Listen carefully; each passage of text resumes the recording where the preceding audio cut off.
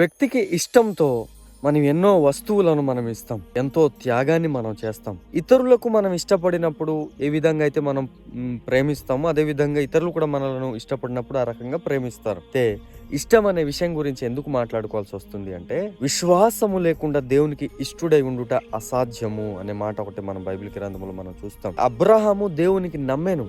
అబ్రహాము తన కొడుకుని బలి ఇవ్వడానికి కూడా సిద్ధపడ్డాడు. దేవుని మీద ఉన్నటువంటి ఆ విశ్వాసంతోనే బలివటను కూడా అతను వెనకడిగేయలేదు. విశ్వాసము కలిగి ఉన్నప్పుడు దేవుడు మనల్ని ఇష్టపడతాడు. దేవునికి నేను ఇష్టడను గనుక నన్ను తప్పించను అనే మాట ఒకటి ఉంటది. దేవునికి నేను ఇష్టడను గనుక నన్ను ఒంటరికి విడిచిపెట్టలేదు అనే మాట ఉంటది. దేవునికి ఇష్టడైనటువంటి ప్రజలకు సమాధానం భూమి మీద దొరుకుతుంది అని దేవుని వాక్యం తెలియజేస్తూ, దేవుడు మనల్ని ఇష్టపడినప్పుడు ఇవన్నీ కూడా మనకు దొరుకుతుంది.